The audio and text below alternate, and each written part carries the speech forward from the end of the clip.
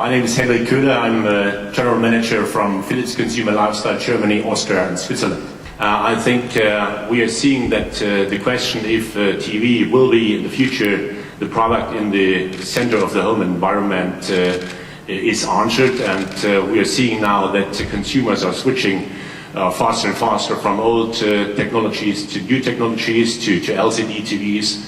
From small screen sizes to bigger screen sizes now, and what we are expecting is that this trend will be continued, that consumers will buy bigger screen sizes, of course with best picture quality.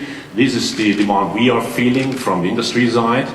Of course they are thinking about green products, less power consumption within these products, and of course not only to have a TV with of course a good cinematic viewing experience where we are offering special products for, but to have this as a product to get information not only out of the home network but also from the global world, and therefore we are thinking about, and not only thinking about, but we are delivering now new products with connectivity to the World Wide Web, to the internet.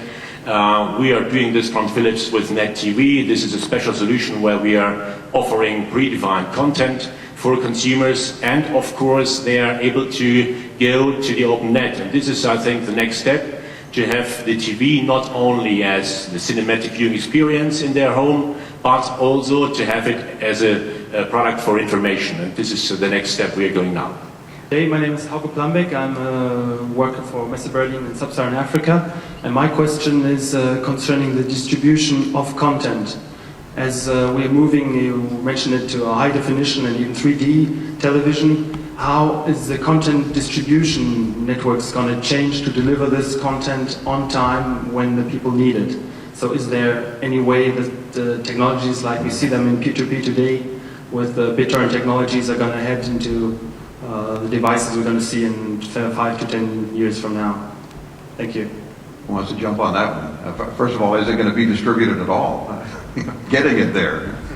Well, I can talk a bit about some of what we're seeing in the U.S. We're seeing increased competition between cable companies and what have traditionally been telcos, AT&T and Verizon, putting more fiber, lighting up more fiber, and offering more competition for, in particular, high-definition movies on demand. Really seems to be quite a bit of the gold rush right now. We're also seeing some interesting startups that are taking advantage of broadband, interesting hybrids between broadcast and broadband. A company called Sesame and another called Zillion TV, to really capitalize, for example, on some of what we've seen with Hulu. Consumers, yes, the quality improvements continue, but consumers really increasingly expect things on demand. The DVR has trained them to want things on demand, and there's potential monetization in it. And so it's really putting these servers closer to the consumer that is increasing capacity. Certainly, a lot of the do-it-yourself crowd will go to BitTorrent, particularly when, as is the case, talking to some of our colleagues here in Europe, you can't access a website such as Hulu that has so the kind of programming you may want to see. So in cases like that, people will find a way around. But certainly through the official channels in the U.S., we're not seeing a lot of implementation of it. Rob? So one other thing to watch, Intel's now started to focus on the data transport side. They were showcasing out of the lab the other day something called data bricks, which is a technology where you use standard processors to revitalize or change out these high-speed terabit routers and make them much more affordable. You're talking about much higher bandwidths at much lower costs. I think we're probably on the forefront of the same kind of change that we had in the PC market when PCs came in and made mainframes obsolete, and where now you can have x86 processors driving supercomputers. That same change is just about to hit the network, where we get the high-speed routers. These very expensive routers will drop like a rock, and suddenly we'll be able to put much more bandwidth into many more homes and businesses at much lower cost. And again, what are they calling that? Data bricks was the data technology. Bricks. Okay. Eric from AB Magazine in Hong Kong. Many countries has started their high definition broadcasting, and then now have many high definition device like and Blu-ray player, and then there's something the HD TV is launched in market. And in market you have a technology is wireless HD, but still not many brands use this technology. Is this not stable, and then, or maybe you have other technologies that same as can wireless to transfer the high definition signal?